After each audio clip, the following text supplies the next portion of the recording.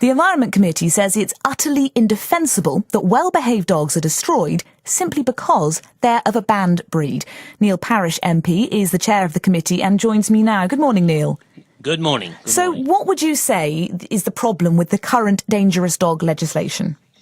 Well, I think it was brought in the 90s, and it targets 4 particular breeds, including a pit bull terrier. And of course, the trouble is only 20% of the bites that are actually, committed by dogs in this country are committed by those banned breeds. So it's not keeping people secure. And also the other side of the argument, I saw the other day at a rehoming centre a really good-tempered dog, but because it was of the banned breed, it had to be put down. So the police that came to give us evidence, they actually want a much more flexible approach where it's very much about the temperament of the dog and not the breed of the dog. And we also want the government to have a much more holistic approach so that we can actually, through from school all the way through about education, because every dog, they can bite, and so therefore we've got to be careful how we don't get them cornered. If we've got grandchildren, we've got a Labrador, very good tempered, but you've got to be careful when they come that the dog doesn't feel cornered. It's getting older now, it's got a bit of arthritis. All of those things can make the dog bad tempered, so it's one of those things that we've got to look at, really.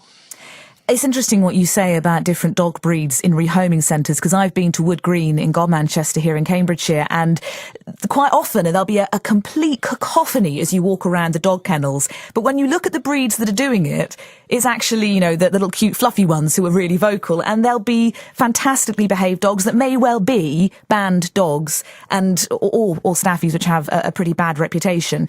But the thing is, obviously, people, they see stories of dog bites, of children being maimed or killed, or older members of the family, and they want to see some kind of legislation. So what would you like to see introduced to replace what is the current legislation?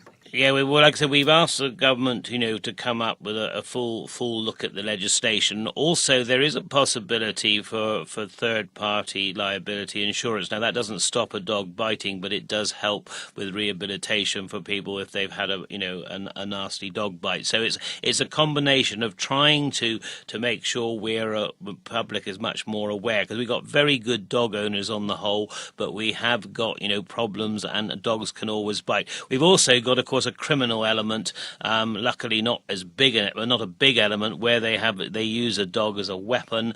They make it vicious, and those are the people where we need to sort of throw the book at them.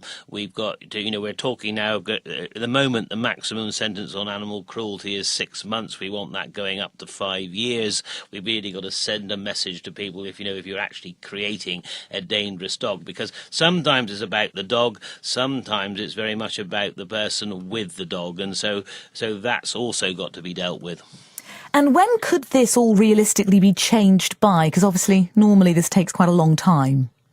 Well, what happens with our reports, we're a scrutiny committee of government, so this report now goes not only published, but it goes out to government. They come back within 6 weeks with their approach to what we're saying, and then we have a debate in Parliament. And what we find with many of our reports is, to start with, perhaps the government doesn't always react as quickly as we'd like, but there is very often times when they take up parts of our ideas, and so that's where the beauty of a select committee is we can take a little bit more time. We can take evidence from the police, from the RSPCA, from the public, from dog psychiatrists. We can take all sorts of things into consideration, which sometimes government hasn't had time to do, and then they can consider that and bring that into legislation in the future. So we will just keep going.